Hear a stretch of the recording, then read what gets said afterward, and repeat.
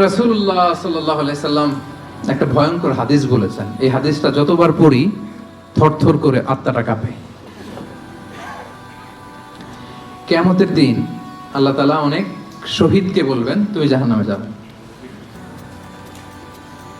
সে বলবে, আল্লাহ আমি জাহান্নামে যাব, আমি তো রক্ত দিয়েছি তোমার জন্য, লিইলাই কালিমাতিল্লাহ,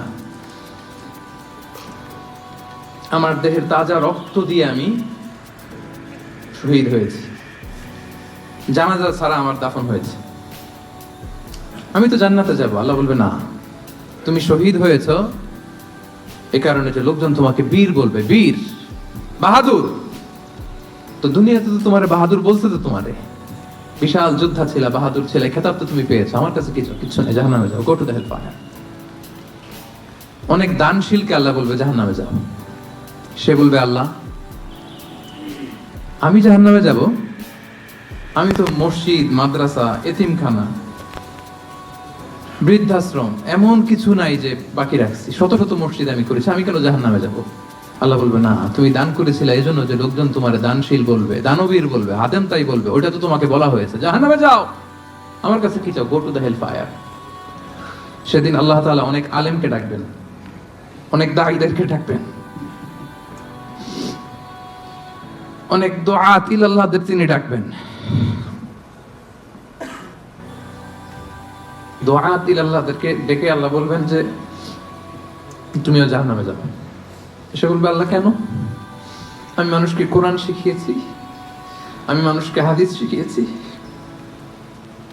আমার কথা শুনে অনেক নামাজ পড়েছে, আমার কথা শুনে অনেকের দাড়ি রেখেছে, আগে সুদ খেত, আমার কথা শুনে সুদ বন্ধ করেছে,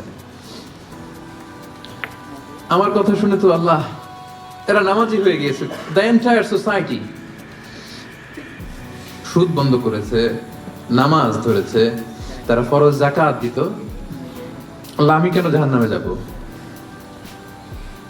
আল্লাহ বলবেন, তুমি এই দাওয়াতি কাজ করেছো, লোকজন তোমাকে বড় আলেম বলবে, লোকজন তোমাকে বড় সেলিব্রিটি বলবে, লোকজন তোমার নামে তাকবীর দিবে, তোমাকে বড় আলেম বলবে, বড় দাঈ বলবে। এটা তো বলা হতো তোমাকে দুনিয়াতে, আল্লামা বলে ডাকা হতো তোমাকে, বাহরুল উলুম বলা হতো তোমাকে, জ্ঞানের সাগর, অনেক বড় দাঈ, অনেক বড় সেলিব্রিটি তোমাকে বলা হতো এই দুনিয়াতে। তো যা চেয়েছো তা তো পেয়েছো, আমার কাছে কি চাও? আমার কাছে তোমার জন্য কিছু নাই, go to the hell fire, তুমিও জাহান্নামে যাও। আল্লাহ ওইরকম আলেম হওয়া থেকে আমাদেরকে তুমি বাঁচাও, ওইরকম দাঈ হওয়া থেকে তুমি আমাদেরকে বাঁচাও। আল্লাহ লোক দেখানো মানসিকতা, এই শো অফ থেকে আল্লাহ তুমি আমাদেরকে হেফাজত করো। তাহলে 4 নম্বর যে রোগ আমরা চিনে ফেলছি না, এটার নাম কি? নামাজ পড়তেছি, মানুষ আমার এই বড় মুসল্লি বলে, হজ করে আসছি যেন আমার নামের আগে আলহাজ লাগায়,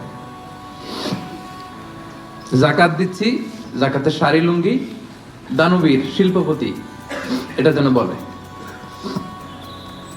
জিহাদের ময়দানে গিয়েছি, ইসলামের জন্য মিছিল দিচ্ছি, যাতে মিডিয়াতে আমাকে সবার আগে দেখা যায়। আল্লাহ বলবে, go to the hell fire, জাহান্নামে যাও। এগুলো একটাও আমার জন্য করো নাই, তুমি যা চেয়েছিলে দুনিয়াতে তুমি সেটা পেয়েছো, আমার কাছে কিছু নাই আমার কাছে তোমার জন্য, যাও। আল্লাহ এরকম দানশীল হওয়া থেকে, এরকম আলেম হওয়া থেকে, এরকম বীরত্ব দেখানো থেকে আল্লাহ তুমি আমাদেরকে হেফাজত করো। আল্লাহ রিয়া থেকে আমাদের এই কলবটাকে তুমি মুক্ত করো। আল্লাহ আমরা যা করব কেবলমাত্র শুধুমাত্র তোমার সন্তুষ্টির জন্য, তোমাকে দেখানোর জন্য যেন করতে পারে। আল্লাহ তুমি তৌফিক দান করো।